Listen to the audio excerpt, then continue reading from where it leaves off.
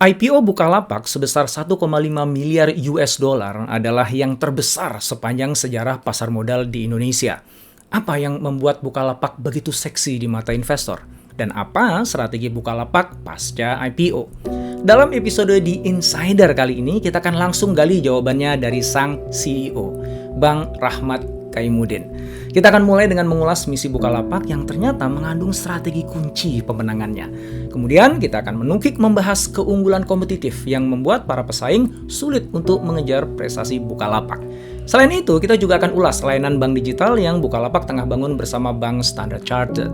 Dan terakhir, saya akan share 2 pelajaran penting yang Anda bisa langsung aplikasikan di perusahaan Anda. Seru banget episode ini. Langsung aja yuk kita simak.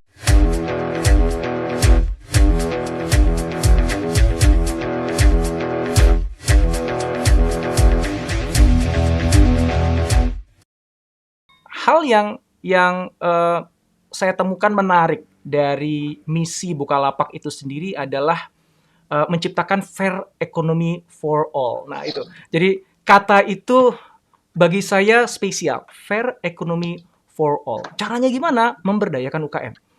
Nah, boleh Bang di-share ke kita nih, spesifiknya gimana sih caranya Bukalapak untuk menjalankan atau menciptakan fair economy for all itu? Apa itu ekonomi?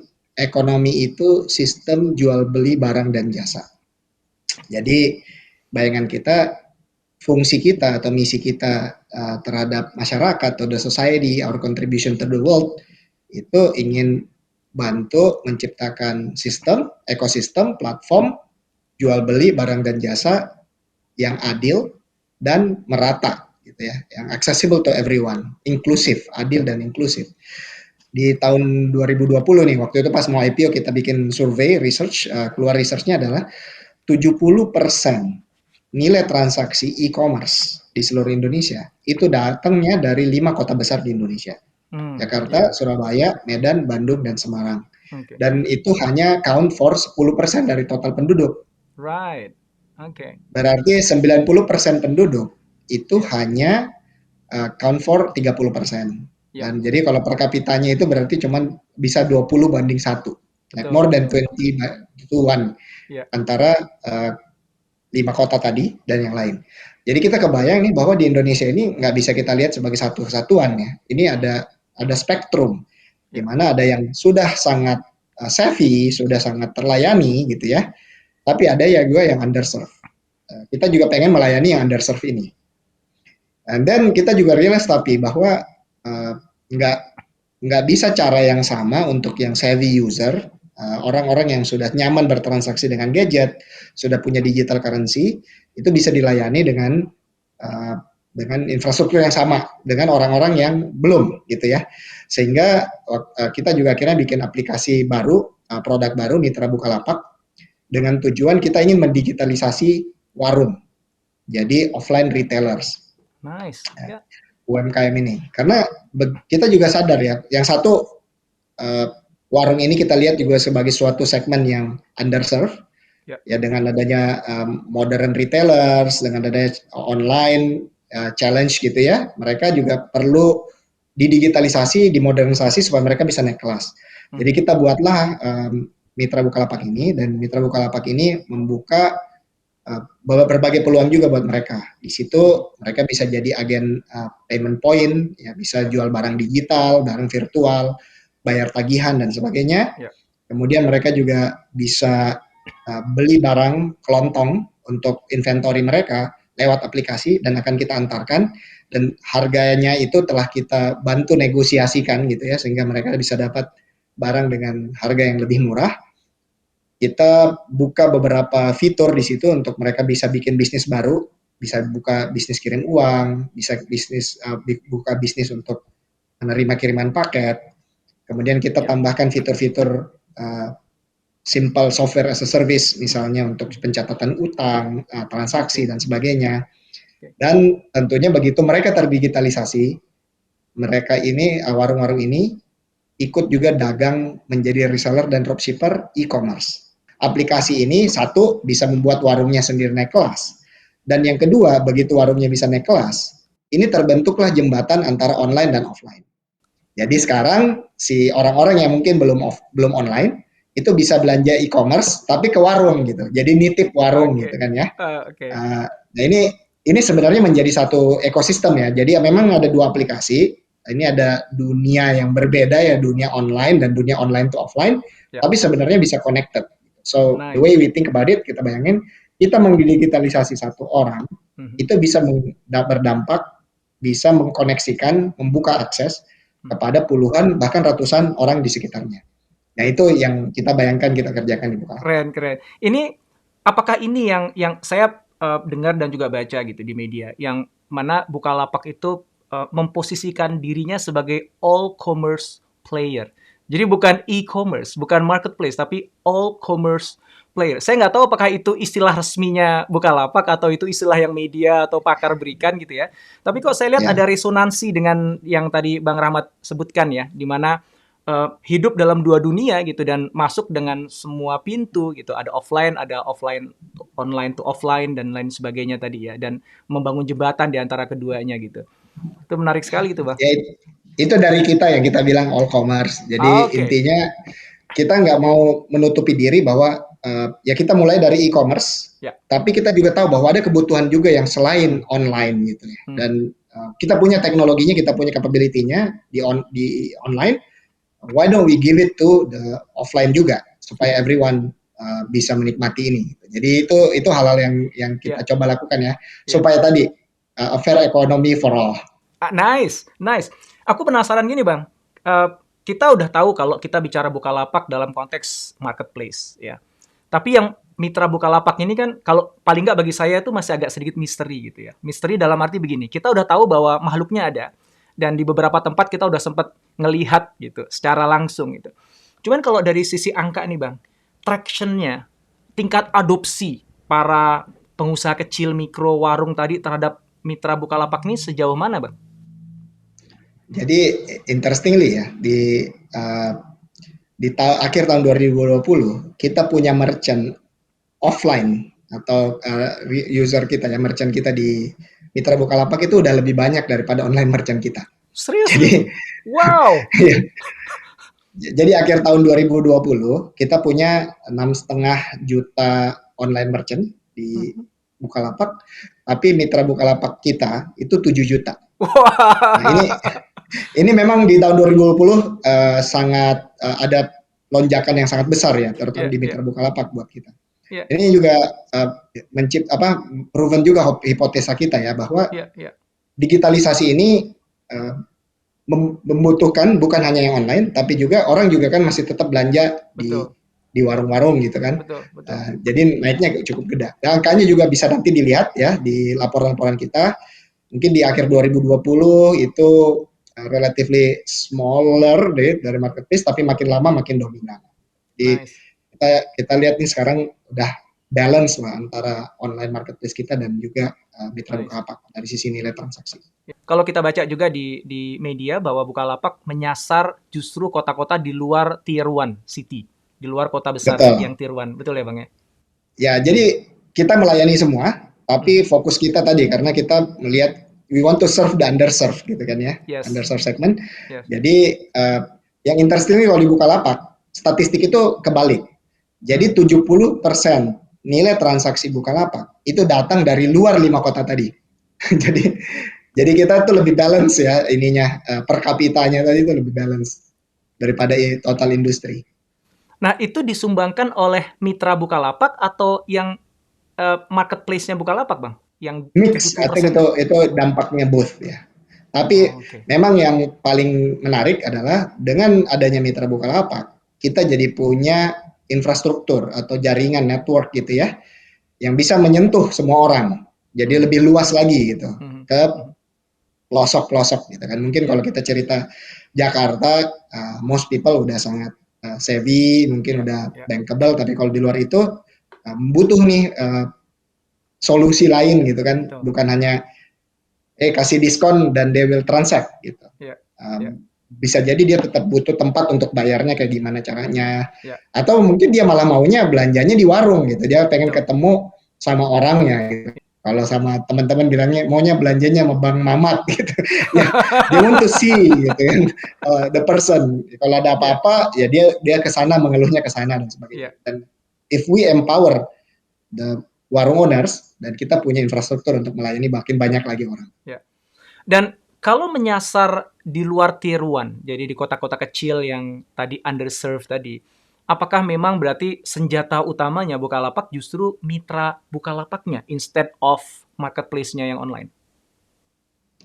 Iya, kita bayangkan kita punya senjata apa untuk kita punya banyak jenis senjata untuk menghadapi berbagai macam masalah gitu ya.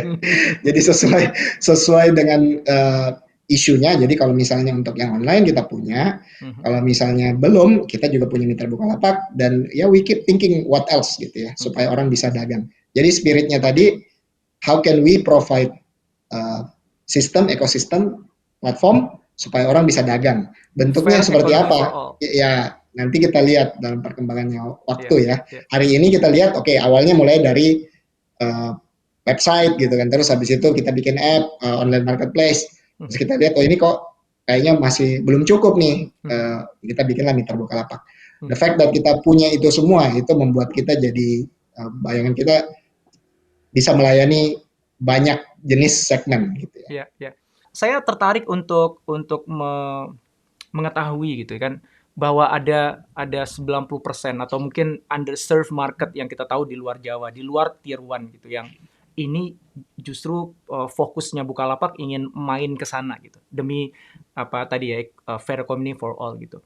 Nah, strategi yang Bang Rahmat miliki ini apa nih untuk bisa menguasai yang underserved tadi?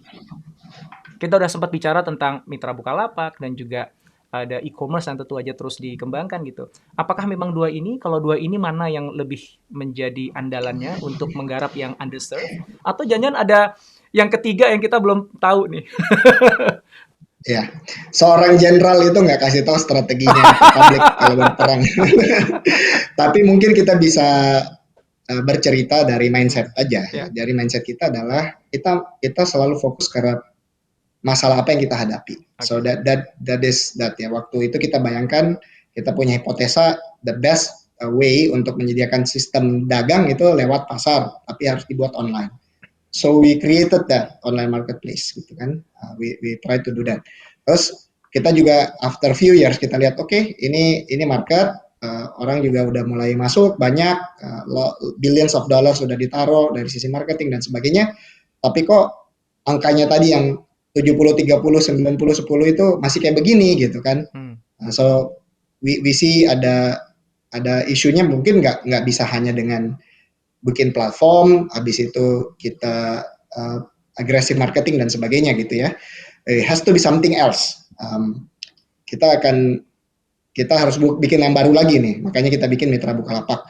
So in our mind sih sebenarnya adalah strategi kita adalah selalu mencari solusi supaya kita punya merchant itu bisa make a better and better living, bisa make more and more money dan sebagainya. So that is ini ya. Caranya seperti apa, and that is basically execution point gitu ya. Ya, ya. Nah, ini ngomongin strategi tadi, tentu aja kita nggak bisa melepas dari ngomongin pemain lain yang juga ada dalam industri gitu, Bang ya. Um, apa sih yang menurut Bang Rahmat yang itu dimiliki oleh Bukalapak yang memberikan keunggulan bagi Bukalapak untuk bisa ngambil peran lebih untuk membangun fair economy of all, for all, dan juga memenangkan persaingan di industri yang udah semakin rame ini, Bang? Dari sisi kita sih sebenarnya simple. Saya juga suka bilang sama teman-teman, kita nggak bisa jadi orang lain, ya. Kita hanya bisa jadi better version of ourselves. Dan Bukalapak itu adalah homegrown commerce platform lewat teknologi. So we know the market gitu ya. Kita juga punya mungkin kedekatan baik itu dari sisi emosional maupun juga dari intelektual juga ya, karena dengan kita adalah homegrown tadi, and the way we operate juga relatively very different gitu ya dengan yang lain. Nah, itu mungkin core-nya ya. Pengejawantahannya kita jadi misalnya, awalnya mau bikin online marketplace. Dengan cara pendekatan apa, lewat grassroots, lewat apa segala macam ya. Jadi Bukalapak itu juga punya loyal user. Itu segmennya beda juga dengan teman-teman yang lain. Overlapnya slightly different. Kemudian kita bikin Mitra Bukalapak ini, we are number one di sini. We are the largest mitra network in the country. Dan yang lain itu bisa jauh banget lah. Yang nomor 2, nomor 3-nya itu relatively jauh ya dengan kita. Dan kita waktu itu mungkin sekarang orang lihat online to offline relatively seksi gitu, banyak yang pengen gitu. Tapi we know that it's actually very hard work. Kita harus datang ke warung satu-satu, kita educate them, awal-awalnya harus bikin infrastructure supaya bisa mendeliver FMCG dan sebagainya. It's tough, dan kita juga belajar banyak ya, bayar uang sekolah banyak juga ya untuk mencapai kita ini. Mitra Bukalapak ini 2020 memang lebih banyak, tapi kita mulainya itu dari 2016. Betul. And it was a very long 5 years juga buat kita ya. Nah, itu sih menurut kita yang kita punya yang mahal tuh itu gitu ya, willingness untuk execute.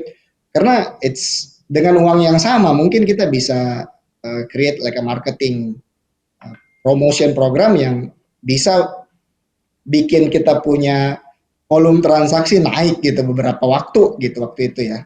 Tapi the way we think about it ya, ujung-ujungnya sih we want to do business juga in a sustainable manner. Kita pengen tumbuh not only for the sake of growing tapi juga sustainable growth. Kita perlu cari cara juga untuk memperbaiki profitability position kita atau path to profitability.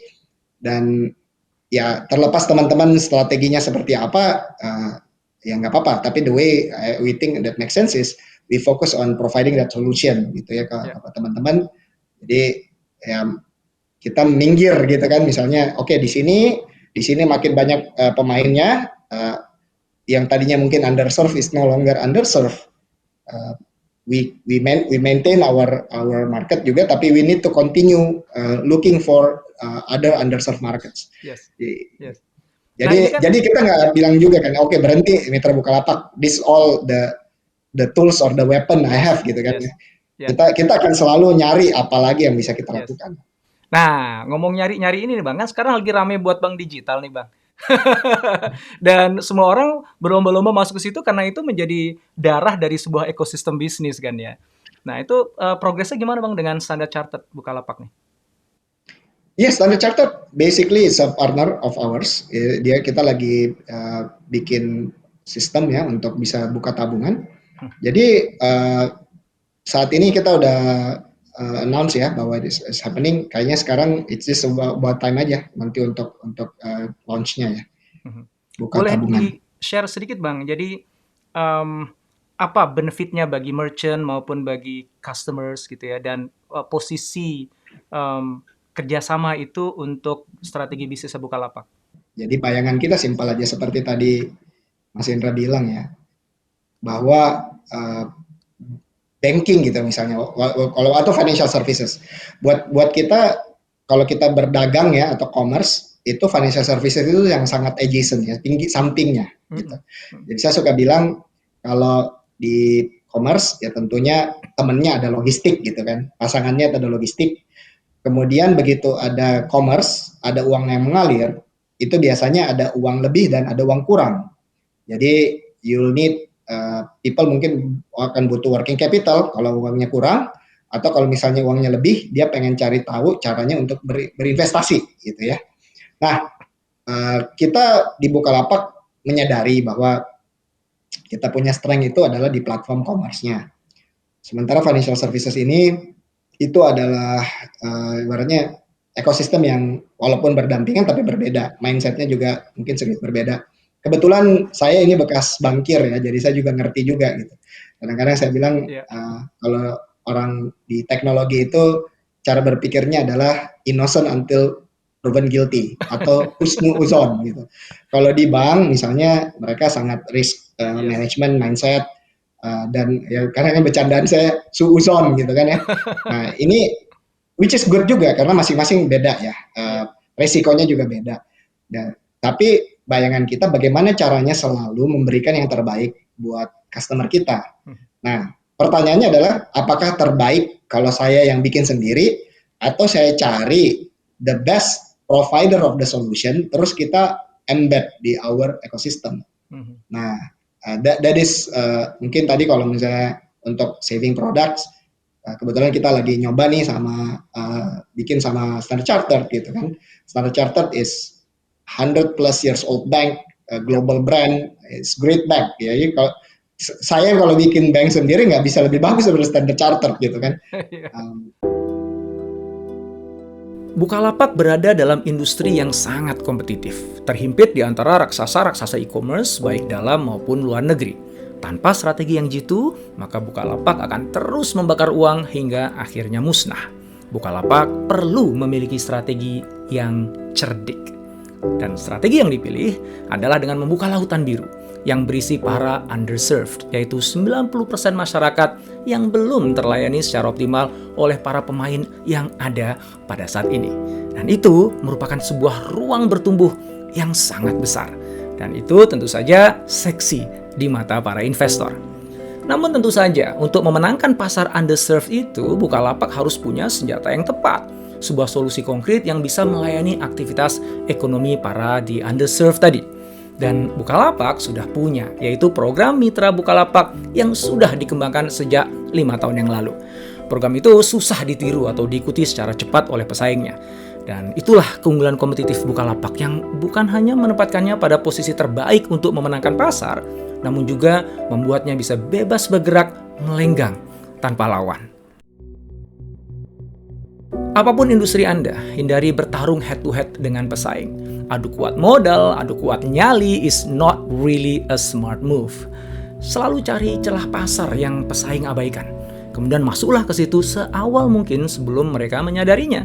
Investasikan sumber daya yang cukup untuk membangun basis kekuatan di pasar itu. Kembangkan terus hingga akhirnya dia justru akan jadi basis pertumbuhan bisnis Anda yang bahkan bisa menggeser pemain lain dari tahtanya. Dalam buku saya Rise Above the Crowd, saya menyebut strategi itu dengan istilah tulis ulang aturan main, rewrite the rules. Silakan simak video penjelasannya dengan mengklik link di atas ini ya. Semoga manfaat. Mudah-mudahan video ini manfaat untuk kamu. Jangan lupa like dan subscribe ya.